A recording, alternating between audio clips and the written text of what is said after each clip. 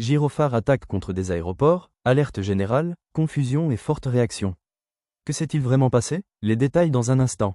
Ce qui se passe, c'est que on est dans une configuration où il y a une confédération qui s'appelle l'AES, l'Alliance des États du Sahel.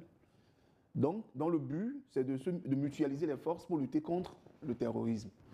Et on a vu la montée en force, militairement parlant, de ces trois pays, le Mali, le Burkina et le Niger. Ça veut dire qu'un pays qui est attaqué, des avions, des drones vont partir d'un aéroport pour aller faire la riposte. Donc, en prenant les aéroports, d'où peuvent partir encore les avions de chasse, les hélicos, les drones. C'est ça le problème. Donc, on veut paralyser ces pays-là à travers les aéroports pour essayer de les déstabiliser, pour essayer d'empêcher toute riposte aérienne de ces forces de défense et de sécurité des forces de l'AES. Mais il faut aussi dire que tout cela n'est pas possible parce que prendre un aéroport, ce n'est pas une question d'amusement où on va aller attaquer un village, etc. Parce que l'aéroport, c'est toute une base militaire. C'est hyper protégé. Justement, c'est pour ça qu'on pose la question, parce que voilà. Donc, l'aéroport ne sera pas une tâche facile, vu les moyens que les terroristes c'est parce qu'ils sont renseignés. C'est parce que ces terroristes-là sont renseignés. Souvenez-vous de l'attaque de l'aéroport en janvier de Niamey. C'était avec des drones. Les drones-là sont partis d'où?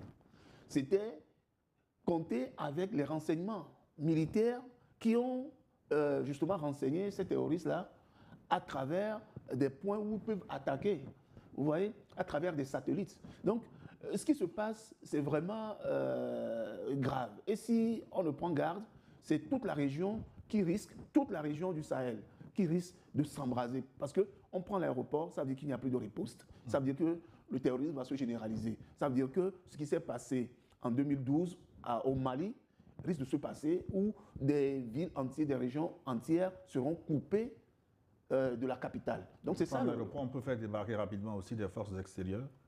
Exactement. Si on prend un aéroport, on peut faire débarquer également des forces extérieures. Et je pense que travaillent dans les aéroports ceux qui contrôlent le ciel. Et ces contrôleurs du ciel, ce sont eux qui donnent les positionnements, les degrés où les avions peuvent passer pour atterrir facilement. Ce sont eux qui donnent les directives. Donc de l'extérieur, par exemple, peuvent atterrir des aéronefs avec des terroristes, avec des armes pour prendre tous les pays du Sahel. C'est ça, en fait, le drame qui se produit si on ne prend garde. Heureusement que depuis janvier... ces différentes attaques ont été repoussées.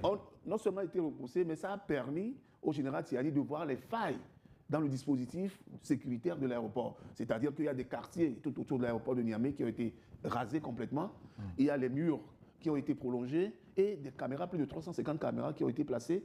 Et c'est ça qui a permis même que l'attaque du 18 juin échoue. Puisque l'objectif des terroristes, c'était de prendre d'abord le poste policier, le prendre et infiltrer l'aéroport. Heureusement qu'il y avait les caméras. Excellence, lors des attaques de Niamey, comme Anani Soso le signalait tantôt, l'utilisation de drones de surveillance, de mortiers d'infiltration nocturne coordonnés a été documentée. Alors, comment analysez-vous le niveau de sophistication et le renseignement tactique dont disposent désormais ces groupes terroristes? Oui, c'est là que justement j'aimerais qu'on économise notre salive à parler des histoires comme Jinim, machin, ce nom d'oiseau. Mais Jinim, c'est qui? Ce ne sont que les métayers de puissance occidentale avérés qui ne se cachent plus. Maintenant, les gens agissent à visage découvert. Les drones, on sait que c'est les Ukrainiens qui forment les gens sur les drones. Et on sait que les Ukrainiens en Afrique ont reçu une sous-traitance pour tuer les Noirs pour la France. Mais il faut... Mais attendez, on ne va pas continuer comme ça, sinon on ne s'en sort pas. Hein. Donc Jinim, c'est des noms de petits oiseaux qu'on prend pour distraire les Africains. Jinim, là, il dit que c'est pourquoi protection des musulmans, non. Mais les Nigériens sont quoi? Ce ne sont pas des musulmans. Pourquoi ils vont tuer les Nigériens? Ils sont musulmans. Donc il faut oublier cette histoire de djihadistes, de terroristes, de Jinim, de Al-Qaïda. Quel nom encore? C'est vous qui les connaissez. Hein? Donc il faut oublier ça. Les gens agissent, les drones même, la présence des drones vous montre que ce n'est pas une question de Jinim quand même. Comment Jinim, d'abord il a pris où les drones et comment il a appris à les manipuler.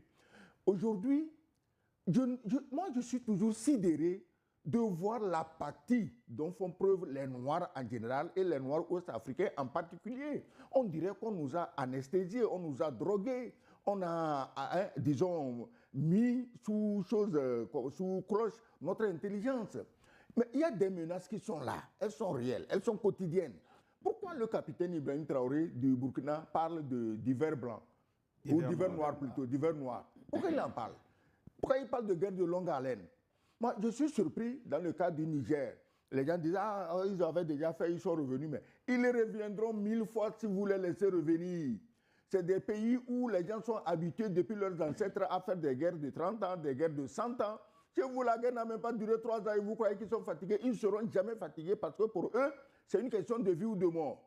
Ils se sont attaqués à la Russie, croyant battre la Russie, la dépecer et partager ses richesses illimitées. Ça ne marche pas. Ils se sont attaqués à l'Iran, croyant qu'ils vont le battre, prendre son pétrole illimité. Ils n'ont pas réussi. Le seul point faible où il leur reste encore quelque chose à prendre, c'est chez les nègres. Et comme ils savent que les nègres ne réfléchissent pas, et que chaque fois qu'un nègre veut faire du bien, il y a son frère nègre derrière lui qui va le tuer pour faire plaisir aux blancs, alors nous sommes le point faible et ils ne nous laisseront jamais tranquilles si on ne leur prouve pas qu'on est capable de se mettre sur nos pieds et de se battre. Donc maintenant, le cas de l'aéroport de Niamey, vous demandez si ça ne peut pas s'étendre aux autres aéroports, mais comment? Comment vous croyez que des gens projettent dominer le Sahel avec ses richesses, ces immenses richesses du sous-sol, si ces gens-là ne contrôlent pas les ports de l'Atlantique? Est-ce qu'on a besoin d'aller à Harvard, de faire l'école de guerre, de faire, comment on appelle ça, de faire les académies militaires françaises ou américaines ou anglaises, pour savoir que si quelqu'un contrôle le Sahel et toutes les richesses, il lui faut les ports de l'Atlantique. Est-ce qu'on a besoin vraiment d'aller à l'université pour savoir ça? Même un Bouvier, chez moi, à Cara, derrière ses bœufs, si on lui montre la carte, on lui explique, il sait que, mais en fait, l'objectif, c'est les ports. Ce n'est pas les cailloux du désert. Alors, pourquoi je dis que je ne comprends pas? Tous ces gens-là, de l'Afrique de l'Ouest, c'est vraiment affligeant. Qui est des Noirs.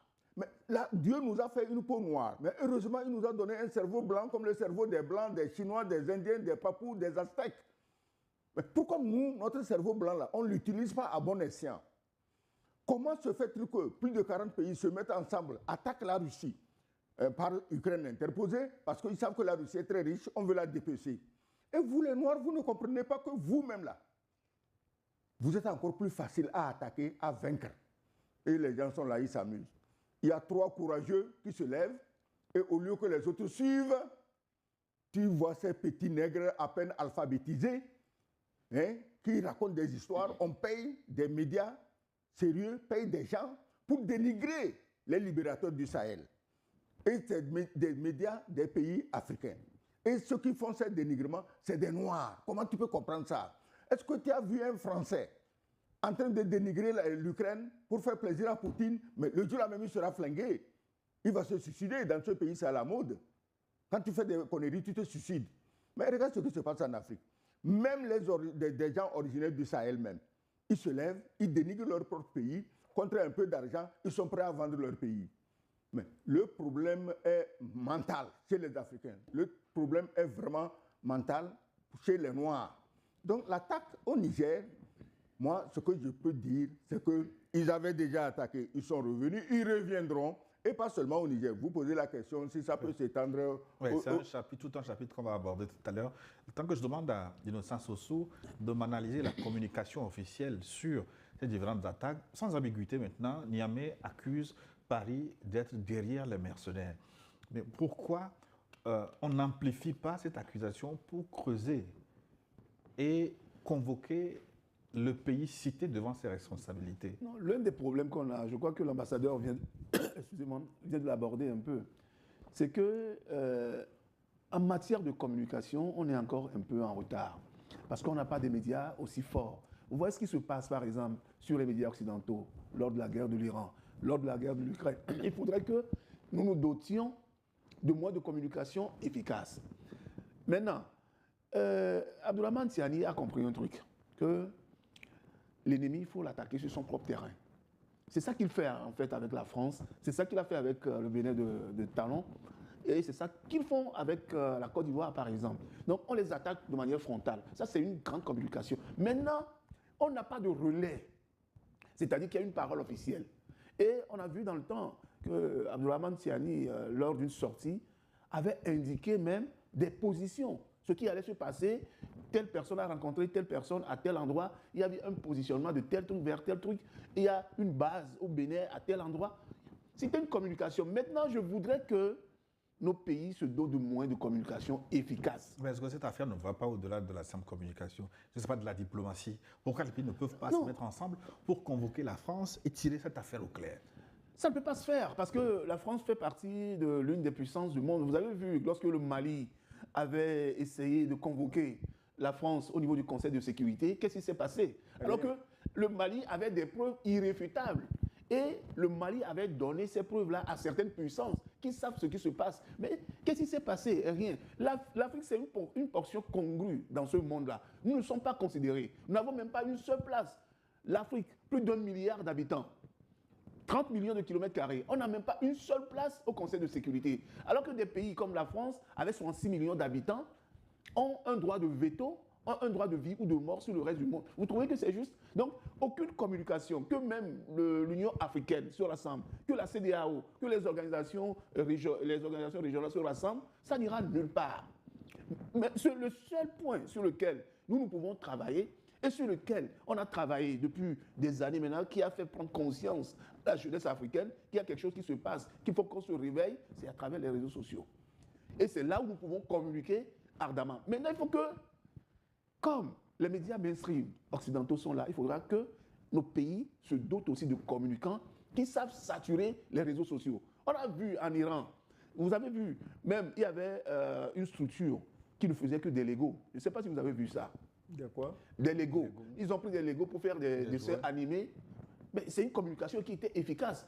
À telle enseigne qu'il y a des médias aux États-Unis et en France qui étaient obligés de repasser ces genres d'images sur leur télé. Donc c'est une forme de communication qui était efficace et surtout sur Instagram, X et sur Telegram. Mais il y a plus de 20 millions d'abonnés sur cette page. Or, c'est l'État iranien qui a doté une structure pour faire ça. Pourquoi nos sociétés, nos États plutôt, ne peuvent pas prendre des communicants efficaces, leur donner les moyens de pouvoir saturer la toile, étant donné qu'on n'a pas de médias forts?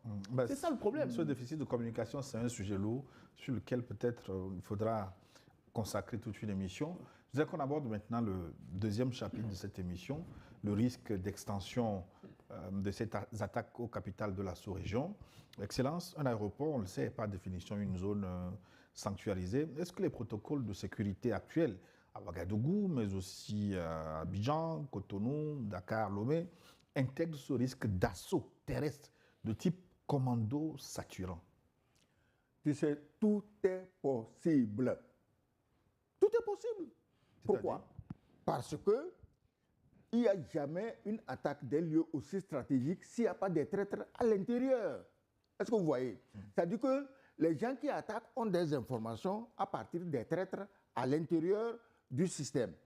Les aéroports, du moins celui que je connais, celui que je fréquente, c'est l'aéroport de mon pays, à Lomé. Je sais comment, quand je vais à l'aéroport, je sais ce qui se passe, comment on t'arrête, on fuit le véhicule.